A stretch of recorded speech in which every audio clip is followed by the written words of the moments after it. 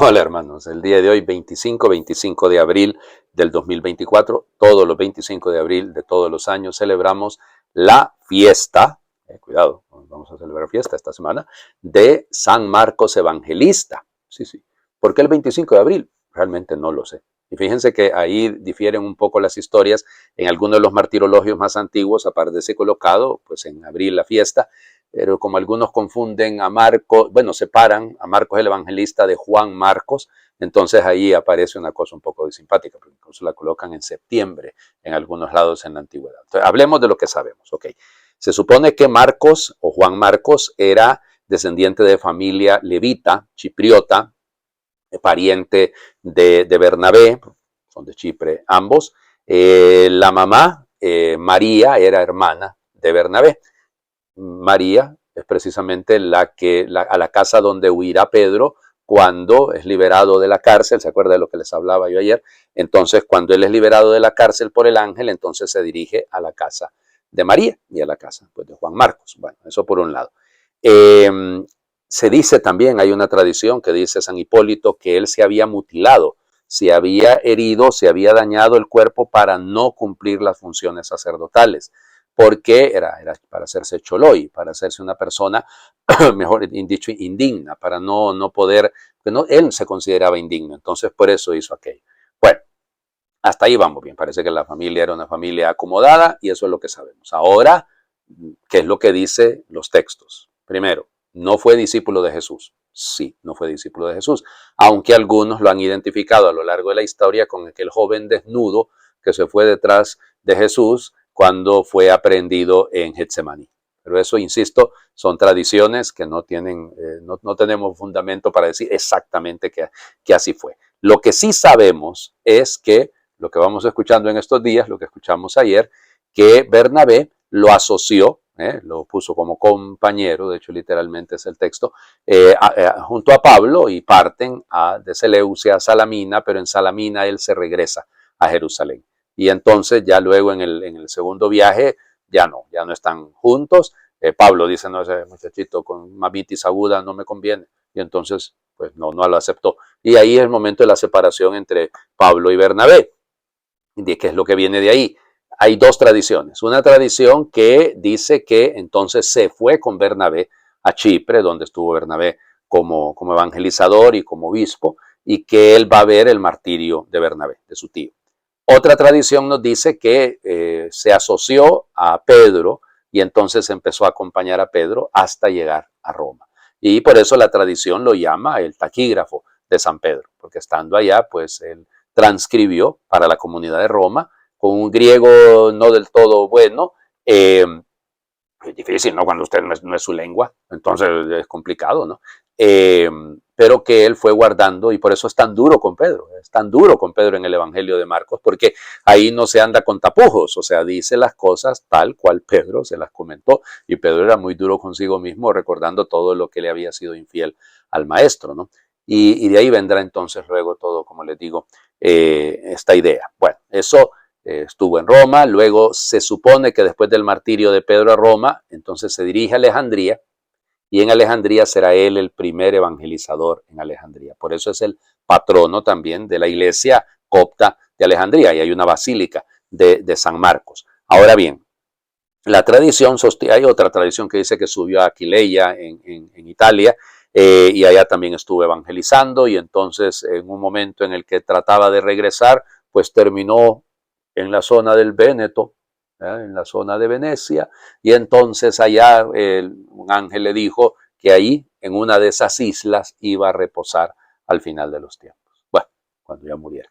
Entonces, bueno, pero el tema es que termina en Alejandría se cuenta que lo amarraron y lo arrastraron por la calle, pues quedó vivo la primera vez, entonces un ángel lo confortaba, y luego en el segundo día que hicieron lo mismo para humillarlo, ahí sí murió. Y bueno, los restos, como les digo, quedaron ahí en Egipto, en Alejandría, pero en el siglo IX un par de mercaderes venecianos pues tomó las reliquias y se las llevó para Venecia. Y por eso el patrono de Venecia, el símbolo de Venecia, es el león, porque precisamente es el símbolo de San Marcos Evangelista. No tienen idea ustedes cómo las celebraciones ahí en Venecia de San Marcos son extraordinarias, las letanías mayores que se hacen por allá para celebrar a Marcos, el patrono pues de la ciudad de Venecia. Vamos a las lecturas, son propias. Hoy sí, van a decir, padre, hoy no hubo Hechos de los Apóstoles. Pues no, porque hoy toca hoy leer precisamente a Pedro. Bueno, Pedro, la primera carta del apóstol San Pedro, capítulo 5, versículos del 5 al 14. Queridos hermanos, que en su trato mutuo la humildad esté siempre presente, pues Dios es enemigo de los soberbios y en cambio a los humildes les concede su gracia. Humíllense pues ante la mano poderosa de Dios para que Él los levante y encumbre en el momento oportuno. Dejen en sus manos todas sus preocupaciones, pues Él cuida de ustedes. Estén alerta y no se dejen sorprender, porque su enemigo, el diablo, como un león rugiente, anda buscando a quien devorar. Resístanle con la firmeza de la fe, sabiendo que sus hermanos dispersos por el mundo soportan los mismos sufrimientos que ustedes. Dios, que es la fuente de todos los bienes, nos ha llamado a participar de su gloria eterna en unión con Cristo. Y después de estos sufrimientos tan breves los restaurará a ustedes, los afianzará, fortalecerá y hará inconmovibles. Suyos son la gloria y el poder para siempre. Amén. Por medio de Silvano, a quien considero hermano digno de toda confianza, les he escrito esta breve carta para que sepan cuál es la verdadera gracia de Dios y animarlos a permanecer firmes en ella. Los saluda a la comunidad de Babilonia, a la que Dios ha elegido, lo mismo que a ustedes. También los saluda mi hijo Marcos. Salúdense los unos a los otros con el beso fraterno. Les deseo la paz a todos ustedes, los que son de Cristo. Palabra de Dios. Te alabamos, Señor. Pues es la despedida, ¿no?, de la primera carta del apóstol Pedro, y lo saluda mi hijo Marcos. Pedro había adoptado a Marcos de alguna manera. No, él siempre lo llamaba así, mi hijo Marcos o Juan Marcos. En fin, ahora, todas estas cartas, ya lo saben ustedes, estos finales de las cartas paulinas, las de Pablo y las de Pedro, pues son muy bellas, porque todas apuntan a la comunidad, a consejos prácticos, oigan, consejos que valen la pena. Trato humilde, trato humilde, sean capaces de que, bueno, no caigan en eso, porque es que Dios se resiste a los soberbios, ¿no? Y eso lo dice así, Dios es enemigo de los soberbios. Y ustedes dejen de andarse preocupando, confíen en el Señor. Esto sí, el consejo que lo leemos cuando hacemos también las completas, ¿no?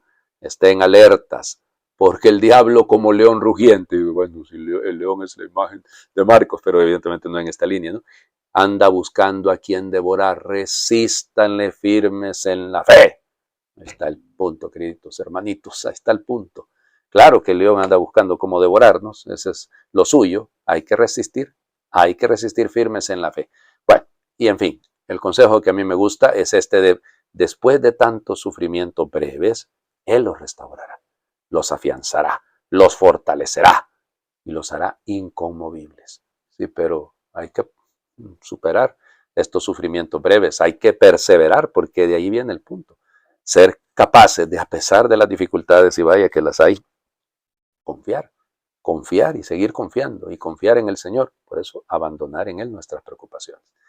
Y fíjense, si este es el final de la primera carta del apóstol Pedro, vamos a leer el final del Evangelio de Marcos, capítulo 16, versículos del 15 al 20. En aquel tiempo se apareció Jesús a los 11 y les dijo: vayan por todo el mundo y prediquen el Evangelio a toda criatura. El que crea y se bautice se salvará. El que se resista a creer será condenado. Estos son los milagros que acompañarán a los que hayan creído. Arrojarán demonios en mi nombre, hablarán lenguas nuevas, cogerán serpientes en sus manos, y si beben un veneno mortal no les hará daño. Impondrán las manos a los enfermos y estos quedarán sanos. El Señor Jesús, después de hablarles, subió al cielo y está sentado a la derecha de Dios. Ellos fueron y proclamaron el Evangelio por todas partes, y el Señor actuaba con ellos y confirmaba su predicación con los milagros que hacían. Palabra del Señor. Gloria a ti, Señor Jesús. Ellos fueron. Ese es el punto, ¿no? Ellos fueron. Algunos de nosotros no queremos, pero ni movernos cómodos, ¿verdad? Una fe tranquilizadora, una fe adormecedora, una fe individualista, una fe que no me saque de mi comodidad. O sea, esa es la fe que yo necesito, una fe de paz, Señor, una fe de una especie de yoga, así, a saber qué, y ya con eso ya tendré yo la tranquilidad. No funciona así, queridos, no funciona así la cosa es, ¿qué es lo que hay que hacer? Aquí, cumplir, vayan por todo el mundo, prediquen el Evangelio a toda criatura. El que crea y se bautice se salvará, y el que se resista a creer pues problema de él. Así, y perdón que lo diga. Pero lo nuestro es no cansarnos de anunciar el Evangelio. Leía yo ayer por ahí un artículo muy bello, se me quedó muy poco el nombre de Jean-Pierre, algo así se llama, un sacerdote que está siendo llamativo en Francia porque él se la ha tomado en serio. Porque él se la ha tomado en serio. Él considera en la parroquia de él una vitalidad y una cantidad de adultos que se bautizan, porque claro, porque el hombre está ahí pilas, moviéndose, acercándose a la gente y tratando de que se bautice, para que se salve. Bueno, si se resisten, pero yo se los he anunciado, yo he cumplido con mi misión. Es decir, tengo que hacer mi parte, pues. Claro, luego el vendrán, estos son los milagros que acompañarán, ya saben ustedes, esa imagen, no la prueben por favor, nada de agarrar serpientes ni de tomar venenos para probar a ver si está de mi lado el Señor o no está de mi lado el Señor. Olvídense, ya aquí lo que tenemos que hacer es cumplir. Vayan, vayan, vayan. Movimiento, es un imperativo, no nos están dando consejitos. Si les queda un ratito después de su trabajo, ¿será que podían ir al grupo? Si no es mucha molestia, 20 minutitos les es mucho. La misa, será.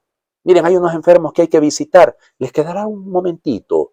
Por favor, vayan. Aquí hay un mandato. Y nosotros bautizados.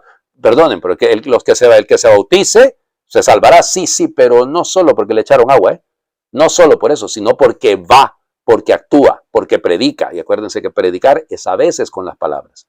Generalmente, siempre, con la vida. Hagamos oración. Es fácil amar lo amable, rozar lo bello, admirar brillos y fachadas, agujero negro de miradas distraídas, aplaudir lo exitoso, jalear lo opuesto, empujar aún más alto en lo que no toca techo. Difícil es adentrarse en el caos, oculto tras el rostro cordial, deambular por las estancias pobladas por los demonios de dentro, las memorias que encadenan nuestro vuelo a derrotas pasadas, los amores difíciles, las batallas perdidas, los gritos que sin darlos martillean en cada rincón. Difícil, pero posible. Todos necesitamos alguna vez alguien que toque con ternura nuestras cicatrices. Amén. El Señor esté con ustedes y les bendiga a Dios por intercesión de San Marcos Evangelista, el que es Padre, Hijo y Espíritu Santo, y su bendición descienda, les acompañe siempre. Ya se fijaron que hoy es jueves, ¿verdad? Yo no dije nada. Claro que es la fiesta de San Marcos, pero hoy es jueves. Hay que ir al Santísimo. No desaprovechemos el tiempo para estar delante del Señor un momentito. Ojalá estemos delante de Él toda la eternidad, ojalá que sí. Ese es el sueño, esa es la meta. Pero por lo menos empecemos a gustar un poquitito de eso aquí en la tierra. Feliz jueves para todos y Cristo ha resucitado, verdaderamente ha resucitado.